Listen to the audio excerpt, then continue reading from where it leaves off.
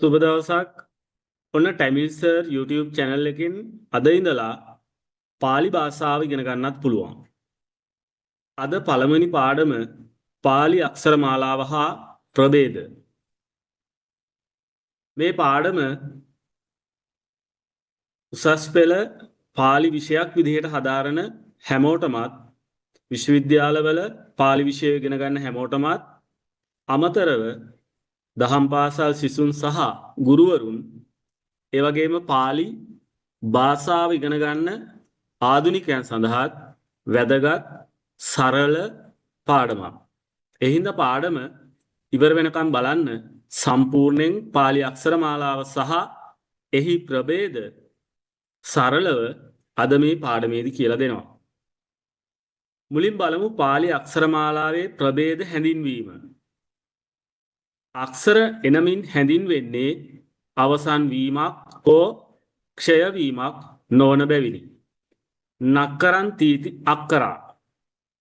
අක්කර කියන වචනේ තේරුම ක්ෂය නොවන, අවසන් නොවන, කොච්චර භාවිතා කෙරුවත් යෙදුවත් අවසන් වීමක්, ක්ෂය වීමක් නොවන නිසා තමයි අක්කර කියලා මේ වචනෙට කියන්නේ. පාලි භාෂාවේ අක්කර, වන්න, ව්‍යංජන යන පදවලින් මේ අකුරු කියන එක හඳුන්වනවා. පාලි භාෂාවේ ව්‍යාකරණ සම්ප්‍රදායන් තුනක් තියෙනවා. ව්‍යාකරණ සම්ප්‍රදායන් තුනයි. කච්චායන සම්ප්‍රදාය, මොග්ගල්ලාන සම්ප්‍රදාය, සද්ද නීති සම්ප්‍රදාය. මීට අමතරව බෝධිසත්ත්ව ව්‍යාකරණ සම්ප්‍රදාය කියලා එකක් තියෙනවා. හැබැයි ප්‍රධාන සම්ප්‍රදායවල් තුනයි. මෙම සම්ප්‍රදායන්ගෙන් ලංකාවේ වඩා ජනප්‍රිය වූයේ කච්චායන හා මොග්ගල්ලාන සම්ප්‍රදායන් දෙකයි. මේ තුනෙන් කච්චායනයි මොග්ගල්ලානයි තමයි වැඩිපුර ජනප්‍රිය. මේ දෙක මුල් කරගෙන තමයි පාලි පොතපත වැඩිපුර ලියලා තියෙන්නේ. අපි බලමු පළවෙනි සම්ප්‍රදාය කච්චායන සම්ප්‍රදාය. කච්චායන නම් තෙර නමකගේ කෘතියකින් ඇරඹෙන කච්චායන සම්ප්‍රදාය අක්ෂර 41ක් දක්වයි. මෙම සම්ප්‍රදායට අයත් වඩාත් ප්‍රකට ව්‍යාකරණ ග්‍රන්ථ 3ක් ඇත. කච්චායන සම්ප්‍රදායට මේ නම යොදලා තියෙන්නේ කච්චායන කියන තෙරුන්ගේ කෘතියකින් තමයි මේ සම්ප්‍රදාය ආරම්භ වෙලා තියෙන්නේ. ඒතර මේ සම්ප්‍රදායේ ප්‍රධාන වශයෙන් අකුරු 41ක් කතා කරනවා. කච්චායන ඒ වගේම රූපසිද්ධි සහ බාලාවතාරය කියන්නේ මේ සම්ප්‍රදාය යටතේ ලියවෙච්ච ව්‍යාකරණ පොත් තුන. මෙතන එන්නේ රූපසිද්ධිය. කච්චායන සම්ප්‍රදායට අනුව ස්වර අකුරු 8යි, ව්‍යංජන 33යි. එහෙනම් අකුරු 41යි, ඒක බෙදෙනවා ස්වර අකුරු 8ක්, ව්‍යංජන 33ක්. ස්වර අකුරු 8 අ ආ ඉ ඊ උ ඌ එ ඔ. ව්‍යංජන 33 ක ඛ ග ග ङ චා ච ජා ජ ඤ ટા ට ඩා ඩ න තා ත දා ද න. මෙතන එන්නේ අල්ප ප්‍රාණ නයන්න. පප්ප බා බහ ම යරලව සහල. ඊළඟට අවසානට නිග්‍රහිතය අං කියලා බිඳුව යෙදෙනවා. දැන් ගොඩක් අයට ගැටලුවක් තියෙනවා මේ තියෙන්නේ සිංහල අකුරු නේද? ඔව්. පාලි භාෂාවට තමයි ලෝකේ භාෂාවන් අතර අකුරු නැති එකම භාෂාව. අකුරු නැහැ කිව්වේ අක්ෂරවල ප්‍රභේද දෙකයි, රූපාක්ෂර සහ ශබ්දාක්ෂර. ශබ්ද විදිහට අපි මේ පිට කරන ඇහෙන දේවල් ශබ්දාක්ෂර, ඒවා ලියන ලේඛනගත කරන සංකේත තමයි රූපාක්ෂර. එතකොට ඒ විදිහේ සංකේත රූපාක්ෂර නැති එකම භාෂාව පාලි භාෂාව. එතකොට අපි සිංහල නිසා ශබ්ද ලියා ගන්නවා සිංහල අකුරෙන්. ඉංග්‍රීසි ජාතකයේ වුණොත් ඉංග්‍රීසි අකුරු වලින් A E ඒ විදිහට මේවා ලියන්නේ. ජපන් භාෂාවේ කෙනෙක් වුණොත් එයාගේ ජපන් අක්ෂර වලින් ලියනවා. අන්නේ විදිහටයි මේ භාෂාව ඉගෙන ගන්නේ. ලෝකේ තියෙන අකුරු නැති එකම භාෂාව. එතකොට අපි දැන් කච්චායන සම්ප්‍රදාය ඉගෙන ගත්තා. ඊළඟට 2 මොග්ගල්ලාන සම්ප්‍රදාය. මොග්ගල්ලාන නම් තෙර නමකගේ කෘතියකින් ආරම්භෙන මොග්ගල්ලාන සම්ප්‍රදාය අකුරු 43ක් දක්වයි. මේකේ අකුරු 2ක් වැඩි. කලින් කච්චායනකේ 41යි මේකේ 43යි. මෙම සම්ප්‍රදායට අයත් වඩාත් ප්‍රකට ව්‍යාකරණ ග්‍රන්ථ 3ක් ඇත. ඒතර මේකේ 3ක් තියෙනවා. මොග්ගල්ලාන පද සාධනය සහ ප්‍රයෝග සිද්ධිය. කලින් එකේ අපිට හම්බුණා කච්චායනයේ සහ රූප සිද්ධිය බාලාවතාරය. එතන මේකේ මොග්ගල්ලානය පද සාධනය සහ ප්‍රයෝග සිද්ධිය. ඒ කියන්නේ මේ පොත් තුනක්. මේ ඇවිල්ලා ව්‍යාකරණ පොත් තුනක්. මේ සම්ප්‍රදායට අයත් ප්‍රධාන ව්‍යාකරණ පොත් තුන තමයි මේ. මොග්ගල්ලාන සම්ප්‍රදායට අනුව ස්වර 10යි. වැඩි වෙන්නේ මොකද්ද? කච්චායනිකයේ තිබුණේ 8යි. මේකේ 10ක් තියෙනවා. ව්‍යංජන ගාන 33මයි. එය කච්චායන සම්ප්‍රදායෙන් වෙනස් වන්නේ ඒ සහ ඕ යනුවෙන් දීර්ඝ ස්වර දෙකක් දැක්වීම නිසාය. එහෙනම් දෙකක් වැඩි වෙන්නේ මෙන්න මෙතන ස්වරාකුරු වල කච්චායන සම්ප්‍රදායේ කලින් ඉගෙන ගත්ත කච්චායන සම්ප්‍රදායේ තියෙන ඒ සහ ඕ කෙටි අකුරු විතරයි. මේකෙදි ඒ සහ ඕ දීර්ඝ ස්වර දෙකක් තියෙනවා. එහෙත් දීර්ඝ ලෙස උච්චාරණය කළද ලිවීමේදී ඒ ඕ වශයෙන් දීර්ඝව ලිවීමක් සිදු නොවේ. උච්චාරණයේදී විතරයි එහෙම වෙන්නේ. එහෙනම් මෙතන වෙනසක් වෙන්නේ ව්‍යංජන 33මයි. ඊළඟට පාලි අක්ෂර මාලාව හා ප්‍රභේද. බාලාවතාරයට අනුව පාලි භාෂාවට අයත් වන අකුරු සංඛ්‍යාව 41කි. අක්කරාපාදයෝ ඒක චත්තාලීසං. අක්කරාපාදයෝ අකුරු පාද අක්ෂර ඒක චත්තාලීසං. චත්තාලීස 40 ඒක දැම්මන් 1. එහෙනම් 41යි. මේ තියෙන්නේ 41. ඒකේ ස්වර අකුරු 8යි. ඒවට ස්වර කියලා කියන්නේ තනිව උච්චාරණය කළ හැකි අකුරු ස්වර නම් වේ. තත්තෝ දන්තා සරා අට්ට බාලාවතාර සූත්‍රය තමයි මේ. ඒ අතුරින්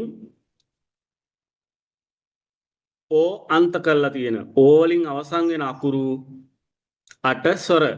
මේවා තනිව උච්චාරණය කරන්න පුළුවන් අකුරු. ස්වර ප්‍රභේද දෙකයි. හ්‍රස්ව ස්වර සහ දීර්ඝ ස්වර. හ්‍රස්ව කියන්නේ ලඝු නැත්නම් කෙටි අකුරු. ලහු මත්තා තයෝ රස්සා බාලාවතාර සූත්‍රය. එක් මාත්‍රාවකදී උච්චාරණය කළ හැකි ස්වර හ්‍රස්ව ස්වර නම් වේ. අ इ උ මාත්‍රාවක් කියන්නේ අපි ඇසිපිය ගහන ක්ෂණයක්. මාත්‍රාවක් කියන්නේ ඇසිපිය ගහන ක්ෂණයක්. ඒ ක්ෂණයකින් අපිට කියන්න පුළුවන් අ इ උ. එතකොට ඒවා තුනයි. දීර්ඝ ඒවා හඳුනන ගුරු අකුරු.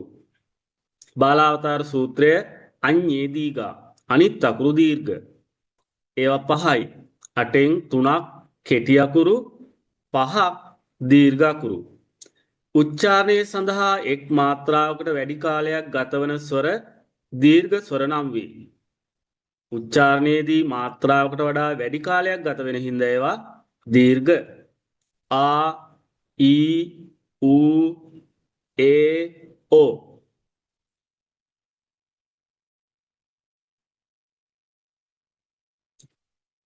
ඊළඟ ව්‍යංජන අකුරු 33. කයන්නේ සිට බිඳුව දක්වා ඇති අකුරු 33 ව්‍යංජන අකුරු නමින් හැඳින්වේ. එහෙනම් ක සිට බිඳුව දක්වා නිග්‍රහිතය දක්වා තියෙන අකුරු ටික තමයි 33ම ව්‍යංජන අකුරු. හල් අකුරු හෙවත් ව්‍යංජන අකුරු තනිව ශබ්ද කළ නොහැකිය. මේවා තනියෙන් ශබ්ද කරන්න බෑ. ස්වරයක ආධාරය අවශ්‍ය වේ. බලාවතාර සූත්‍රය සේ සාභ්‍යංජන සෙසු අකුරු ව්‍යංජන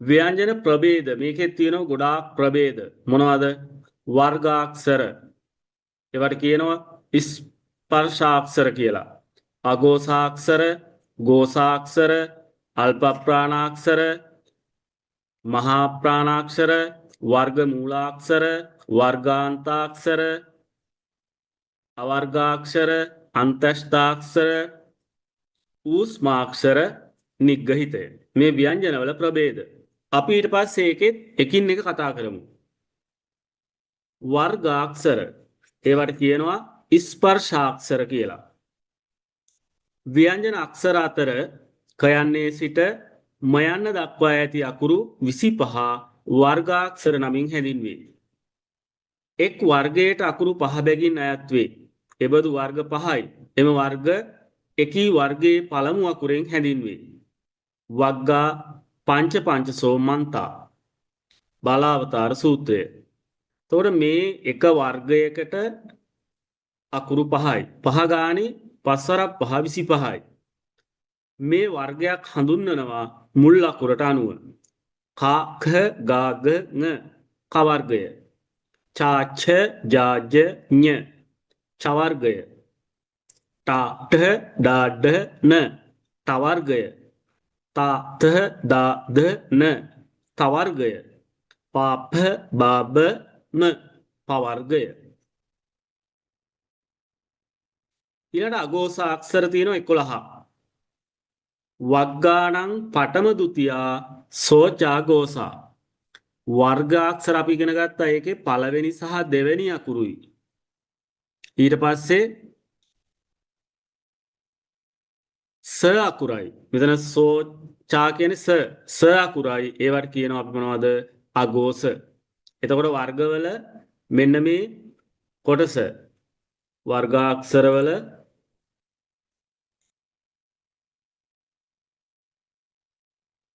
පළවෙනි සහ දෙවෙනි මෙන්න මේ අකුරු ටික එතන 10යි. ඒ 10ත් එක්ක සයන්නත් ආවට පස්සේ අකුරු ඒවට කියනවා අපි වර්ගාක්ෂර. එතකොට එහෙනම් 10යි 1යි 11යි. වර්ගාක්ෂර කීයද? 11යි. උච්චාරයේදී අගෝසාක්ෂරට වඩා වැඩි හඬකින් කියවෙන අකුරු ගෝස නම් වේ. ගෝසාවක් තියෙන අකුරු ගෝස. ව්‍යංජන අකුරු වල අගෝස අකුරු සහ නිග්ගහිතේ හැරුණු විට ලකාරයෙන් අවසන් වන ඉතුරු අකුරු 21 ගෝසාක්ෂර වේ. ලන්තාඤ්ඤෝ ගෝසා. ලන්තාඤ්ඤේ ගෝසා. ලයන්න දක්වා ඇති අනිත් අකුරු ගෝස. දැන් අපේ අගෝස අකුරු වලට ගියානේ 11ක්. ඒ 11ත් ඊ නිග්ගහිතයයි හැරුණම තව 21ක් තියෙනවා. ඒ 21 තමයි මොනවද?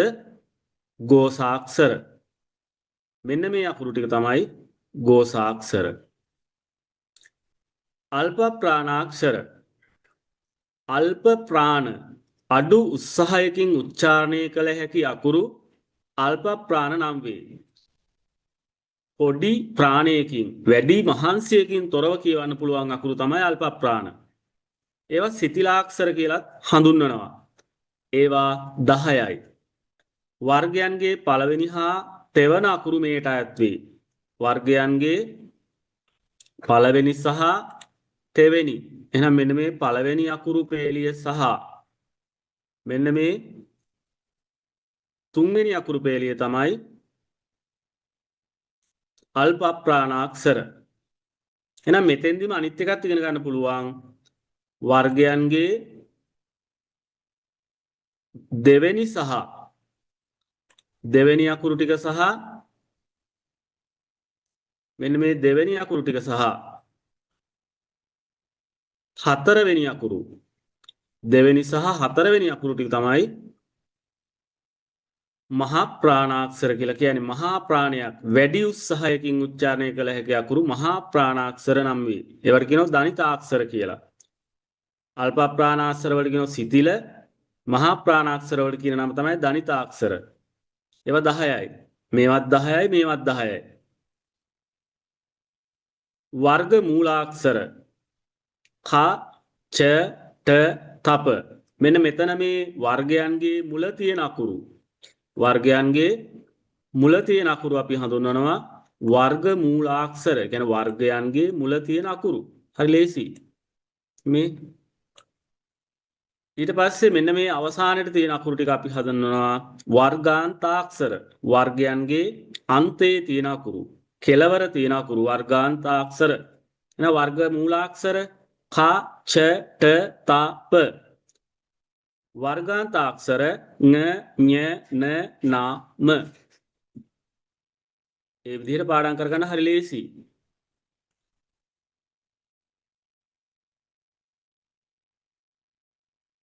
වර්ගාක්ෂර වල අවසානට ඇති ඤ ඤ න නම යන අකුරු පහ වර්ගාක්ෂර නම් වේ වර්ගාන්තාක්ෂර නම් වේ දැන් මේක මම කියලා දුන්නා ඊළඟට අවර්ගාක්ෂර 7යි ව්‍යංජන අක්ෂර අතර වර්ගාක්ෂර වලට ඇතුළත් නොවන සෙසු අකුරු 7 අවර්ගාක්ෂර නමින් ඒක ලේසි තේරෙනවා අපි මේ ව්‍යංජන අකුරු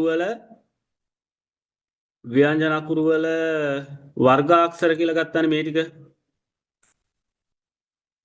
මේ ටික වර්ගාක්ෂර එහෙනම් ඊට පස්සේ තියෙන මෙන්න මේ කොටසට කියනවා අවර්ගාක්ෂර මේවා වර්ගාක්ෂර මේවා අවර්ගාක්ෂර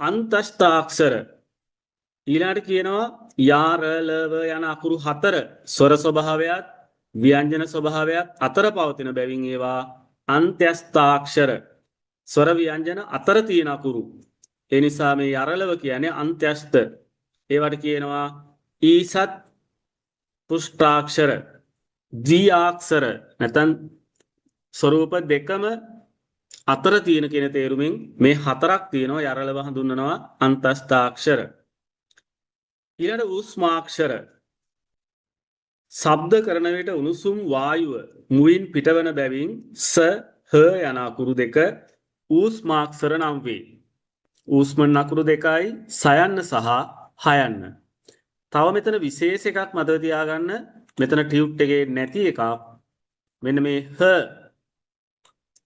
හ අකුර හෘදයග්‍රාහී අකුර හදවතට දැනෙන අකුර. ඒ කියන්නේ අපි හ කියලා කියනකොට අපේ කම්පණය වෙන්නේ වැඩිපුර දැනෙන්නේ හදවත. ඒ නිසා මේකට කියනවා හෘදයග්‍රාහී අක්ෂරය කියලා. ඊළඟ නිග්ගහීතය. අං ඉති නිග්ගහීතං අං යන මෙහි ආකාරයෙන් පරව පිහිටි බිඳුව නිග්ගහීතය නම් වේ. මේ අයන්නත් එක මේක දාලා තියෙන්නේ අපේ පහසුවට.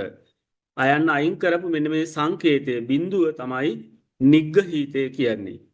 නිග්ගහීතයේ තනිව ශබ්ද කළ නොහැකි නිසා ස්වරයක් ලං කොට ලියනු ලැබේ. මේක තනියෙන් කියන්න බැරි හින්දා තමයි ස්වර භාෂාවේ මුල්ම අකුර අයන්නත් එක්ක යොදන්නේ. වෙනත් අකුරු එකක් යොදන්න පුළුවන්. නිග්ගහීතය යනු බිඳුවට තවත් නමකි. පූර්ව යුගයන්හි මෙය අකුරු උඩ ලියා ඇත. එනිසා බිඳුව සිළුමිණක් බඳු යයි කියනු ලැබේ. ඉස්සර මේක ලියලා තියෙන්නේ අකුරු වල උඩ. අකුරු වල උඩ. දැන් අපි හිතමු උදාහරණයක් අරගෙන අපිට වෙනවා පින් කැටය කියලා ලියන්න. ඒකෙදි සමහර පන්සල් වල ගොඩක් තැන්වල පින් කැටය කියලා ලියලා තියෙන්නේ මෙහෙම. පී මෙතනින් බිඳුව නෙමෙයි මෙන්න මෙතන දාලා තියෙනවා පින්. ඒ වගේ එතකොට සිළුමිණක් වගේ ලස්සනයි. ඒ ඉස්සර පැරණි කාලේ තමයි එහෙම ලිව්වේ. ඒ හින්දා කියනවා මේකට සිළුමිණක් වැනි කියලා. බින්දු චූලා මනාකාරෝ නිග්ගහීතන්ති උච්චති කේවලස්සා පයෝ ගත්තා අකාරෝ සම්නිදීයති. එතකොට ඒක තමයි මේ හැඳින්වීම බාලාවතාරේ නිග්ගහීතය හඳුන්වන කොටස. ඔන්න පාඩමේ අවසන් කොටස අකුරු උපදින ස්ථාන. අක්ෂර උත්පත්ති ස්ථාන. මේ කොටස උසස් පෙළ පාලි විෂය ලියන අයට සහ විශ්වවිද්‍යාල පළවෙනි වසරේ පාලි විෂය ඉගෙන ගන්න අයට වැදගත් වෙන සහ ප්‍රයෝජන වෙන පාඩමක්. සෑම අකුරක්ම උච්චාරණය වනුයේ යම් ස්ථානයක් හෝ ස්ථාන කිහිපයක් ඇසුරු කරගෙනය. පාලි අක්ෂර මාලාවේ අකුරු උපදින ස්ථාන මෙසේය. අකුරු උපදින ස්ථාන මේ තියෙන බාලාවතාර නියමය. සූත්‍ර උපදින අකුරු ඊළඟට අකුරු උපදින ස්ථාන. අකවක් ගහ කන්ටජා මේ සූත්‍රය තේරුම් ගත්තම් මේක පාඩම් කරගන්න ලේසි. ආ ක වග්ගහ අයන්න සහ ආයන්නත් කවග්ගා අපි ඉගෙන ගත්ත කවර්ගය. ඒතර කවර්ගා කියපු ගමන් එතන කා ක ගා ග ං කියන අකුරු පහම එනවා. හා කියන තැන හයන්න තියෙනවා. අකවග්ගහ එහෙනම් මෙන්න මේ අකුරු ටික හයන්න දක්වා තියෙනවා කන්ටජ. උගුරෙන් උපදින්නේ. ඒවා කියවලා බලන්න. ආ ක ක ග ග ං හ එතකොට උපදින්නේ උගුරෙන් කියලා දැනෙනවා. උච්චාරණය කරන්න ඒවා. පාඩම් කරන්න එපා උච්චාරණය කරලා තේරුම් ගන්න. ඉච්ඡවග්ගයා තාලුජා ඊ දෙකයි චවර්ගයයි යයන්නයි තාලුජ. ඊ ච ඡ ජ ජ ඤ ය කියනකොට කොහෙද කම්පණය වෙන්නේ? අපේ මුඛයේ තල්ල තමයි කම්පණය වෙන්නේ. නිසා ඒවා තාලුජයි. උපවග්ගා ඔට්ටජා ඌ දෙකයි පවර්ගයයි හඳුන්වනවා ඔට්ටජ තොල්. උච්චාරණය කරන්න බලන්න. ඌ පා ප බා බ ම එතකොට කොහෙද කම්පණය වෙන්නේ දැනෙන්නේ? තොල්. ඒ නිසා ඒවා ඔට්ටජයි. තවග්ගරලා මුද්දජා තා ට දා ඩ න කියන තවග්ග අකුරු ටිකයි රයන්නයි ල ලයන්නයි ඒවා මූර්ධජයි. බලන්න කියලා. තා ට දා ඩ න ර ල එතකොට මුදුන තමයි මුඛයේ මුදුන තමයි අපිට එතන උත්පත්ති ස්ථානය වෙන්නේ. කම්පණය වෙන්නේ. අපේ එන හදවතේ අපේ පපුවේ ඉඳලා අපේ එන මේ ස්වර ටික එද්දි හුස්ම කම්පණය වෙන්නේ කොහෙද? මුදුන. තවග්ගලසා දන්තජා තවර්ගයයි ලයන්නයි සයන්නයි ඒවා දන්තජයි. කියවලා බලන්න. තා ත දා ද න ල ස දැක්කනේ? ඒවා දත් ඇසුරු කරගෙන තමයි උපදින්නේ. ඒ නිසා දන්තජයි. ඊළඟට මෙන්න මේක විශේෂයි. ඒකන්ට තාලුජෝ එයන්න ඇවිල්ලා කන්ට තාලුජයි උගුර හා තල්ලෙන් දෙකෙන්ම උච්චාරණය කළ බලන්න. ඒ කියනකොට උගුර සහ තල්ල තමයි අර වායු ධාරාව හැප්පෙන්නේ කම්පණය වෙන්නේ. ඕ කන්ටෝට්ටජෝ ඕ උච්චාරණය කරන්න. ඕ උගුර හා තොල් කන්ටෝට්ටජ වලින් උපදී. එහෙනම් ඔයන්න උපදිනව කොහෙන්ද? උගුර සහ තොල් ඇසුරු කරගෙන. ඕ කියද්දි කම්පණය වෙන්නේ උගුර සහ තොල්. වෝ දන්තෝට්ටජෝ වයන්න ව කියනකොට ස්වර අපේ අර වායු ධාරාව වදින්නේ කම්පණය වෙන්නේ දත් සහ තොල් වල. දත් සහ තොල් තමයි අපිට උදව් වෙන්නේ වයන්න කියවන්න. එහෙනම් මෙන්න මේ අක්ෂර උත්පත්ති ස්ථාන ටිකත් පාඩම් කරගන්න. අපි අද පාඩම පාලි භාෂාවේ අක්ෂර මාලාව සහ එහි ප්‍රභේද සරලව ඉගෙන ගත්තා. දිගටම මේ විදිහට මගේ channel එකෙන් පාලි භාෂාවේ තව තියෙන විශේෂ සාහිත්‍ය, ඒ වගේම විශේෂයෙන්ම උසස් පෙළ නිර්දිෂ්ට ග්‍රන්ථ, දහම් පාසල් පාලි ව්‍යාකරණ පාඩම් ඉගෙන ගන්න පුළුවන්. ඕනි පාඩම් මොනවද කියලා මේ පාඩම බලලා කමෙන්ට් කරලා මගෙන් ඉල්ලන්න. ඒ පාඩම් වලට අදාළව මම දිගටම වීඩියෝ දෙමළ පාඩම් වලට අමතරව පාලි භාෂාවත් මගේ ටැමිල් සර් YouTube channel එකෙන් උගන්වනවා. එහෙනම් අපි ඊළඟ පාඩමෙන් හමු වෙමු. සුබ දවසක් හැමෝටම.